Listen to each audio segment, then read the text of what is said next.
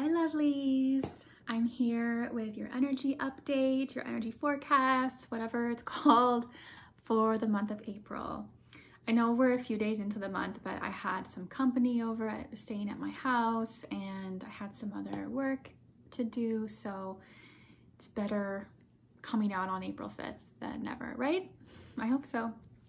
This is energy that I read into when I was in the Akashic records this morning in my meditation, and it's applicable for all of us, these messages. So this is just sort of like an overall message for everybody in our collective, society and all that. So April is a big month because there's a lot going on astrologically. It's eclipse season, the beginning of eclipse season. I think there's an eclipse starting on April 19th, and there's several more in a series after that. And eclipse seasons bring about necessary changes in our lives. So they can do that by amplifying things that are more harmonious, or possibly by showing us what's not harmonious by amplifying that. Or, it could show up in many, many ways, but it's just sort of like bringing about necessary changes in whatever ways work best for us. We're all individuals, so it all depends, but that's very interesting. So the energy I read into for April in the Akashic records was, of course, there's a lot of newness and excitement, but there's action that needs to be taken to kind of take advantage of this season of spring. If you're in the northern hemisphere, this new energy that's coming in.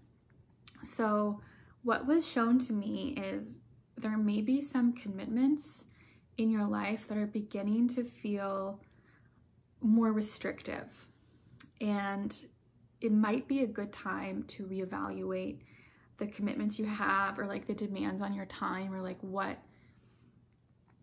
what you're committed to. Maybe not necessarily commitment with your romantic partner, but even how you're committing yourself to some project, or how you're committing your time to something, right? That could mean a lot of different things. So it might be time to reevaluate those things that are commitments in your life and remove what no longer is serving you. Maybe something has served you in the past, but you've grown. So they gave me an example of, they showed me a finger with a ring on it, and it wasn't necessarily a wedding ring or anything, but it's let's say you had a ring when you were 10, and then you grew into an adult, and now that ring, if you kept it on, it would be squeezing your finger because you've grown, you've outgrown it. And so it's restricting now rather than being supportive. So there could be something in your life that might be feeling that way, or maybe it's becoming more apparent in the month of April, and it might be cutting off your circulation. That's just the metaphor, the example, but it could be restricting you in an uncomfortable way that you're starting to become more aware of. So let's see. So it may be cutting you off from something. I'm just looking at my notes. It may be cutting you off from something that you need for your personal growth. And April is a really good time to get in touch with sort of your inner wisdom, so you can kind of not be so ego driven and mind driven, oh, this is what I think I should do, or I should be doing, or that goes along with a lot of the commitments we have in our life, I should be doing that, or I should be like this. Maybe it's time to let those shoulds go. So it's a good time this month to go deeper into your inner wisdom, so connecting with your heart, or connecting to your highest self, or just connecting inwards in whatever way resonates with you. For me, I like to do meditations. I like to kind of feel into what is emerging rather than allowing my ego and my mind to decide and try and control everything, because I'm just a human. I'm not perfect. I am fallible.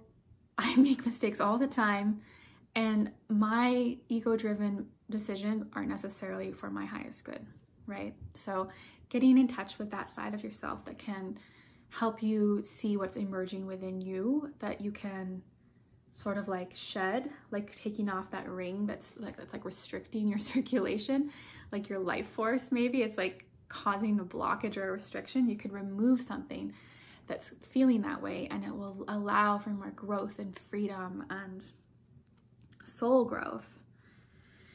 And if you can do that, it feels very empowering. The energy feels very much empowered, like you're stepping into your power if you are more aware of these types of things that are causing restrictions or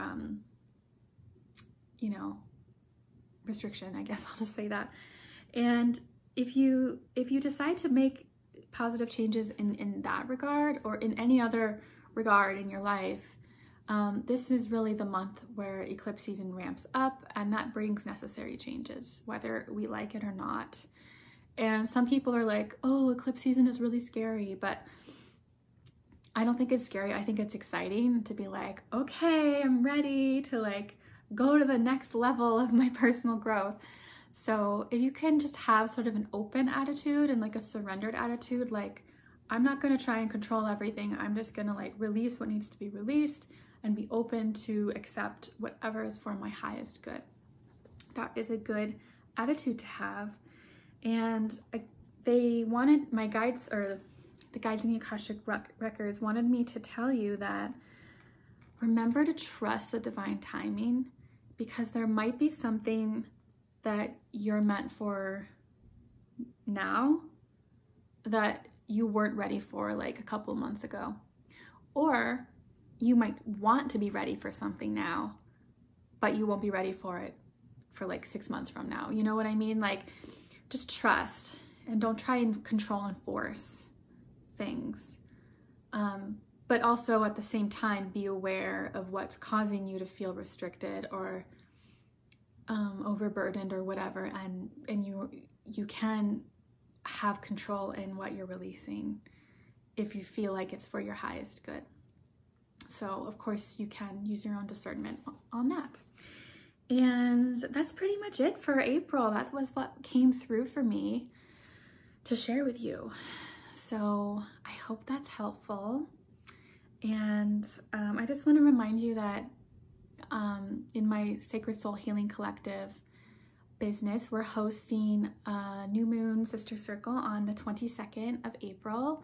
So we'd love to see you there. If you identify with the feminine or us female, you are invited. We would love to have you. We meet online and we do really such like lovely, nourishing, like loving activities and practices and sharing, and it just feels so good to connect with other like-minded people who are also sort of on a healing journey. And the theme for our upcoming circle on the 22nd is self-compassion, which is a theme that keeps popping up over and over again in my client readings. I think a lot of people are getting to the point where they're ready to start seriously putting into practice some sort of self-compassion work. So that's the theme for this circle that we're doing, and stay tuned for more. I hope that's helpful for you, and I'm wishing you all the best. Okay.